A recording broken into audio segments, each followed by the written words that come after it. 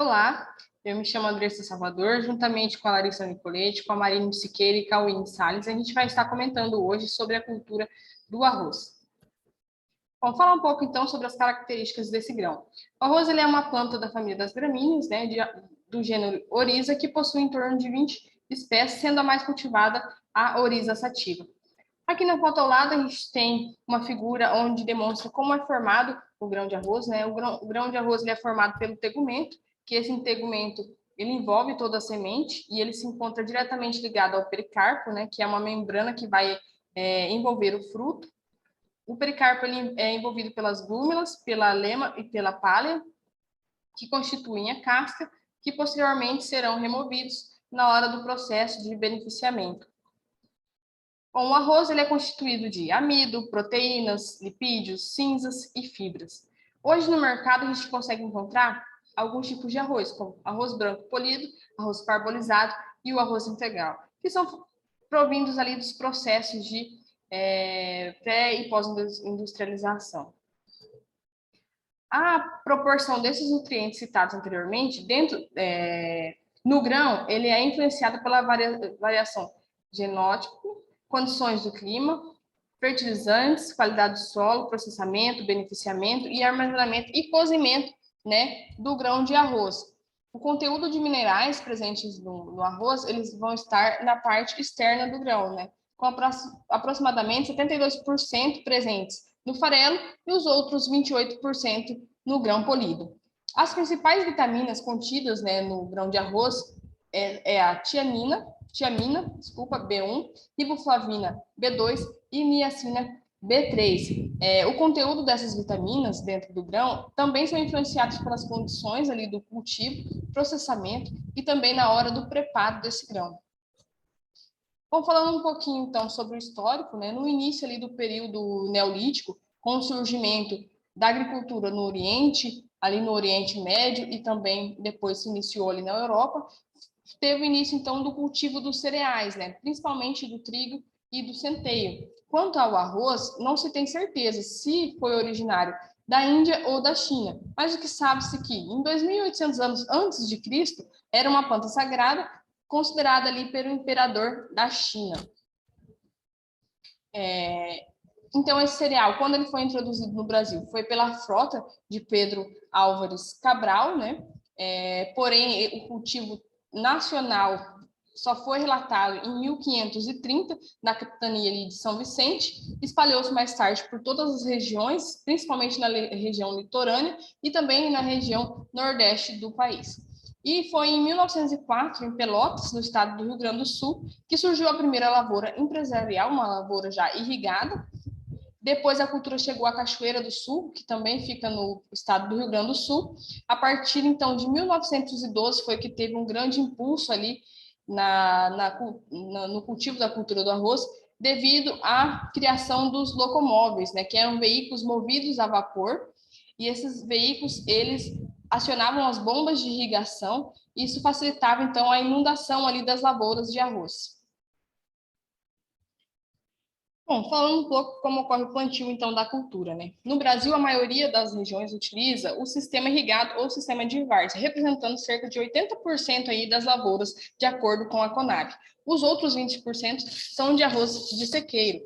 O plantio irrigado, ele necessita de uma alta disponibilidade de água, como a gente consegue observar na foto, de áreas planas e maior investimento inicial para a implantação, né, da lavoura.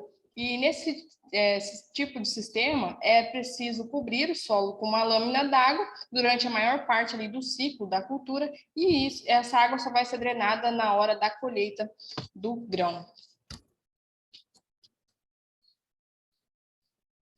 Bom, em contrapartida, né, o arroz de sequeiro em terras altas não é preciso fazer o plantio em solo submerso, né? No Brasil, esse sistema ele é mais comum aqui no Cerrado e também hoje está sendo muito utilizado como rotação de cultura. De modo geral, o sistema de sequeiro ele apresenta menores níveis de produtividade do que o arroz irrigado, mas hoje, com todos os estudos, né, as estratégias de manejo, isso vem sendo quebrado e assim vai se aumentando a capacidade maior produtiva desse arroz sequeiro. Quais fatores, então, que causam perdas dentro da lavoura, né? As perdas, elas acontecem geralmente em duas etapas distintas, antes e durante a colheita do arroz, né? Antes da ceifa ali das plantas. Os fatores responsáveis pelas perdas são a degrana natural, acamamento, ataque de pássaros, excesso de chuva, ação de ventos ou um veranico prolongado, e também ataque de doenças e insetos. Além também de diminuírem a massa do grão, eles depreciam, então, o valor comercial. Fatores que vão afetar a qualidade e também vão ocasionar perdas, né? Quando o arroz ali está sendo colhido, o impacto das plantas com a plataforma de corte da máquina, né, vão causar perdas. Essas perdas, elas vão depender ali da facilidade de degrana de cada cultivar de arroz. Também vai depender da umidade do grão e a presença de plantas daninhas ali na hora da operação da colheita. E também, se a máquina estiver com uma velocidade excessiva, que é incompatível com a velocidade ali dos molinetes, isso vai causar uma degrana prematura ou falhas de recolhimento, aumentando assim consideravelmente as perdas dentro da lavoura. Bom, regulagens inadequadas desses mecanismos vão causar uma trilha deficiente, fazendo com que boa parte dos grãos fique presa às panículas, dificultando, então, a operação de separação nas peneiras dentro da máquina. Isso vai ocorrer o quê? Uma trinca dos grãos, e isso vai reduzir a percentagem de grãos inteiros na hora do beneficiamento. Então, o que fazer na hora da colheita, né? Quais são os aspectos a serem observados? O horário da colheita vai influenciar muito, teor de umidade do grão e regulagem e manutenção das colheitadeiras. Vamos falar então a respeito do panorama estatístico mundial na cultura do arroz. O arroz é o segundo cereal mais produzido no mundo, ficando atrás apenas do milho. Ele detém então 33% da produção mundial. E atualmente sua produção é superior a 780 milhões de toneladas, numa área total de mais de 167 milhões de hectares. A produtividade média mundial hoje é de 4.679 quilos por hectare, sendo que da produção mundial, o continente asiático se destaca, né, com quase 90% da produção, seguido do continente americano, com 5%, e do continente africano, de 4,6% dessa produção.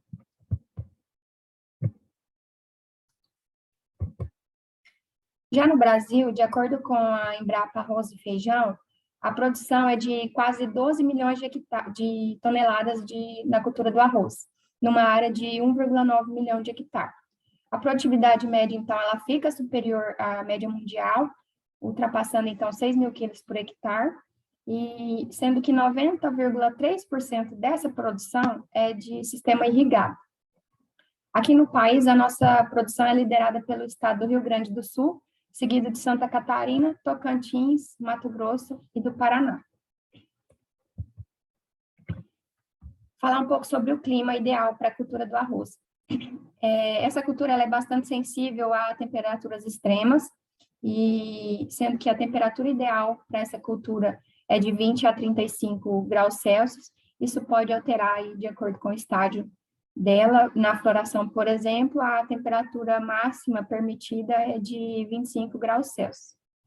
Fotoperíodo ótimo é de 9 a 10 horas, e como o arroz, a nossa maior produção é via sistema irrigado, atualmente existe um cálculo aí que, para suprir a necessidade da cultura, é necessário, então, de 8 a 10 mil metros cúbicos de água por hectare, num período de 80 até 100 dias de irrigação. Meu nome é Larissa e eu vou falar um pouco para vocês sobre o processo de pré-industrialização do arroz. Após a colheita, o arroz é transportado para uma unidade de beneficiamento por meio de caminhões, carretas ou por meio de transporte disponível ali na fazenda. É necessário, durante esse processo, cuidado com a exposição ao sol, buracos na carroceria e o derramamento de carga. E aconselho também não misturar as cultivares, devido à perda de valor no mercado. Então, após a colheita, o arroz ele chega na unidade de beneficiamento, armazenagem, e ele segue para uma pesagem. Depois ele vai para a identificação da carga. Posteriormente, para a coleta de amostras, avaliação de qualidade. determinando assim a umidade, as impurezas, as matérias estranhas, os defeitos e os rendimentos de grãos inteiros. Seguindo então para a secagem, que deve ser no máximo de 24 horas, e posteriormente para a limpeza e os demais processos. Bom, a pré-limpeza.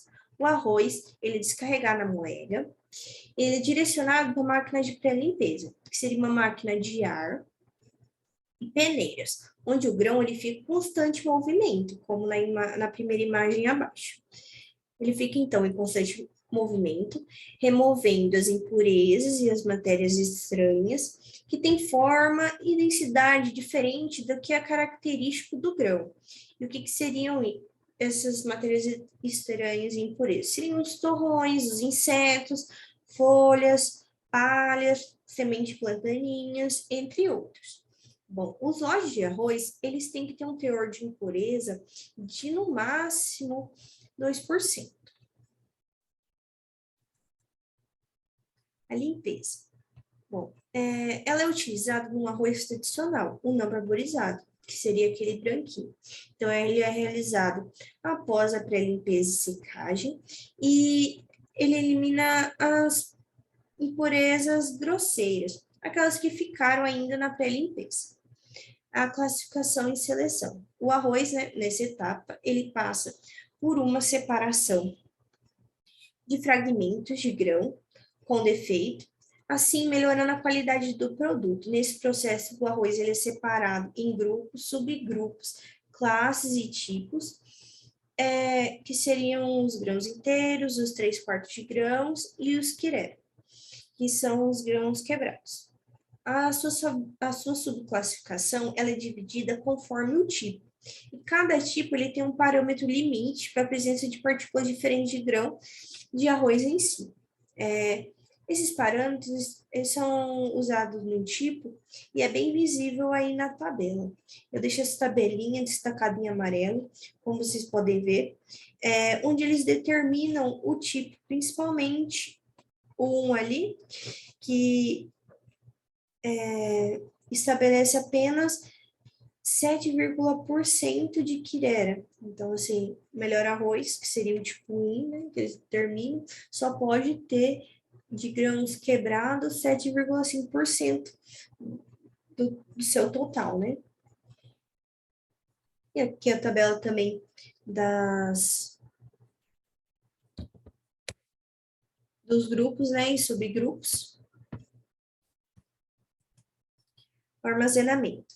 O arroz, ele pode ser armazenado a granel, que são em silos metálicos, ou armazéns graneleiros, ou um sistema convencional, que seria o de sacaria. A granel. Bom, a armazenagem a granel é adequada para grande quantidade, e o arroz, nessa forma de armazenamento, por ser relativamente pequeno, né, ele apresenta maior compactação, e oferece também uma maior resistência para passagem de ar durante a aeração, que se torna, assim, um grande problema. E qual que eles fazem para contornar a situação? É realizada a transilagem periódica. E o que seria essa transilagem, né?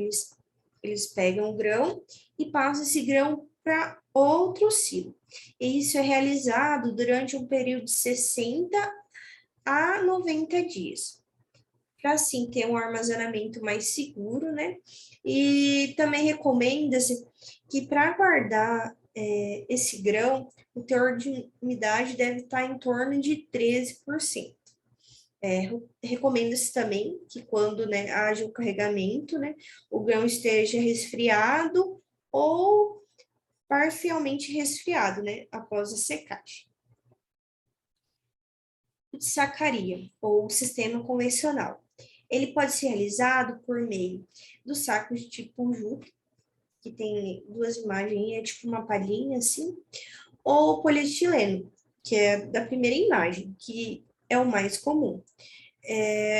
O ambiente onde fica a sacaria deve ter uma boa ventilação, principalmente na parte de baixo das pilhas. Os sacos eles devem estar dispostos em estrato de madeira, ou pallets, né, como é conhecido, com uma altura mínima de 12 centímetros. E é bom também limitar a altura das pilhas, né? De até 4,5 metros as pilhas.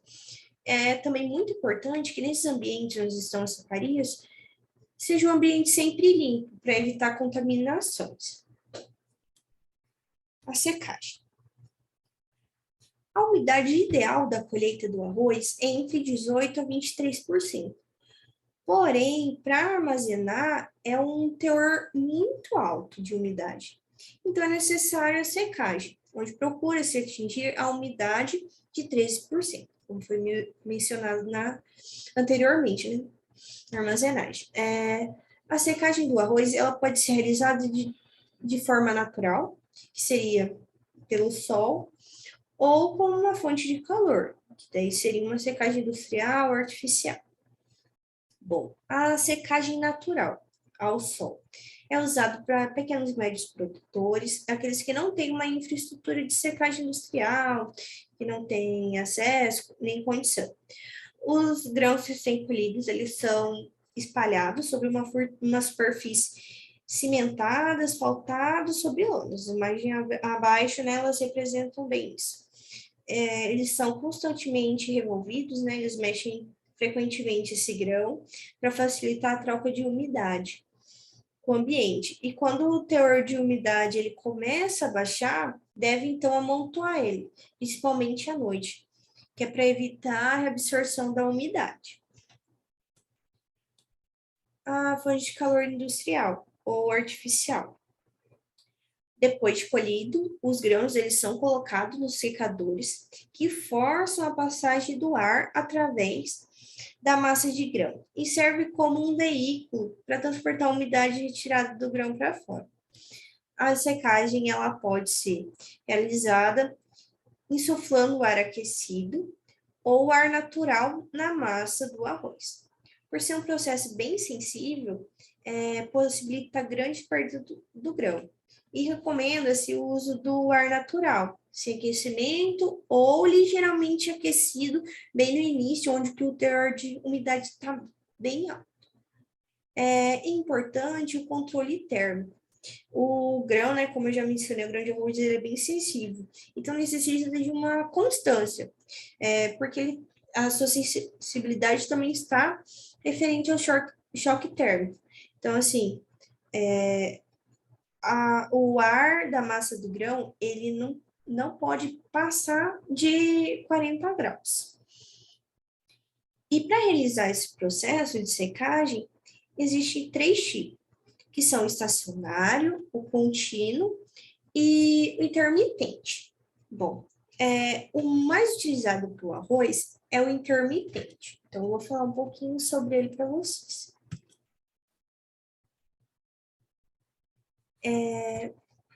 O intermitente, né, ele é uma operação que ocorre com a movimentação do grão e do ar de secagem, que mantém períodos alternados de contato e de isolamento. Esse sistema ele exige um maior investimento e maior tecnologia, mas os resultados que ele apresenta é compensatório, devido à sensibilidade do arroz. A secagem intermitente, ela pode valer de temperaturas de até 70 graus na entrada do secador, quando os grãos eles estão bem úmidos, né? E até 110 graus no final da operação.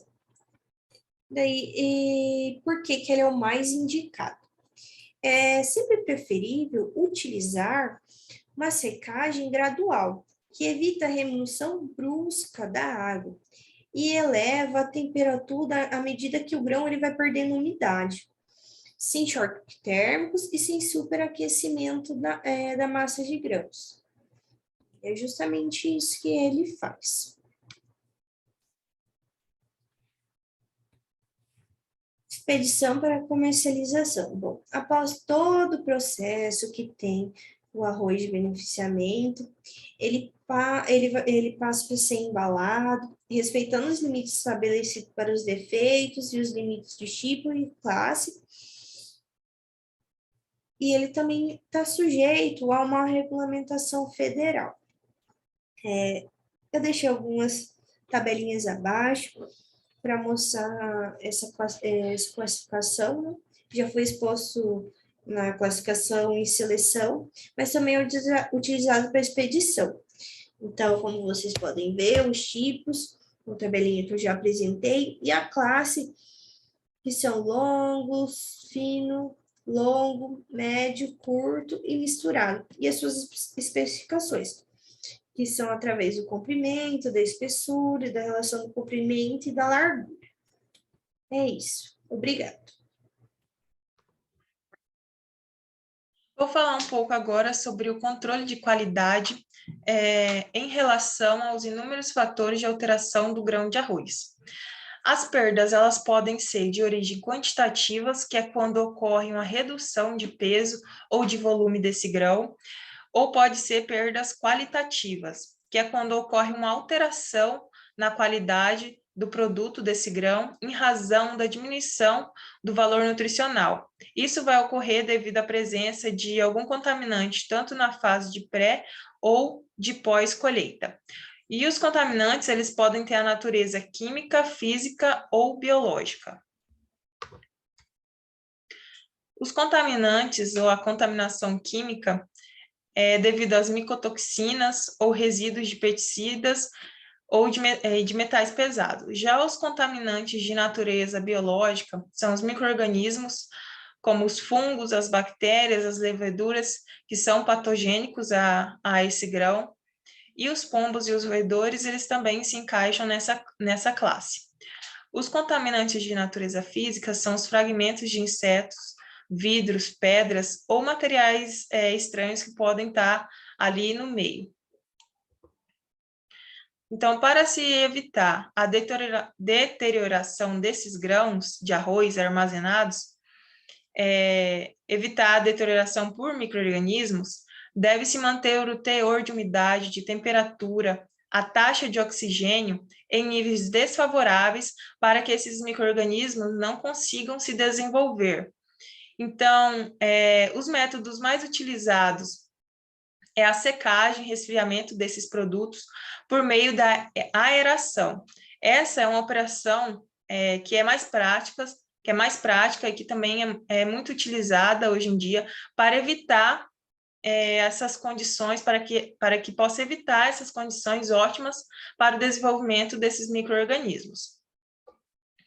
Já para manter os roedores bem longe da área, deve-se dar uma ênfase principalmente na limpeza desse ambiente, tanto na limpeza externa como na limpeza interna dessas unidades armazenadoras desses grãos.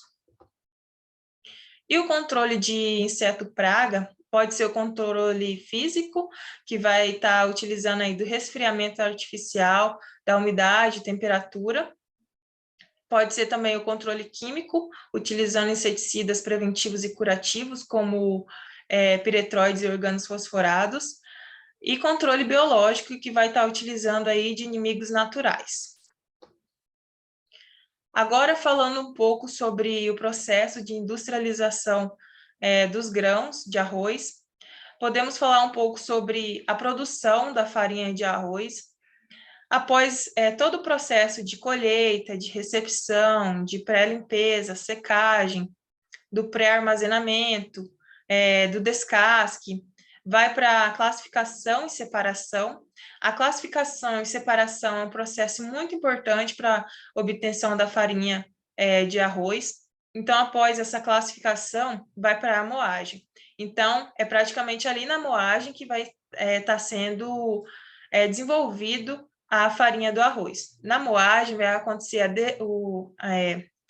vai passar por um processo de desintegração de cereais, que é uma máquina que faz isso, que recebe esse nome, e após passar por essa máquina, vai se obter a farinha. Então, vai pegar o grão, vai moer, passar por essa máquina desintegradora de cereal e vai transformar na farinha de arroz. E essa farinha ela vai ser embalada e depois armazenada e vai estar sendo, então, podendo ser distribuída aí para os consumidores.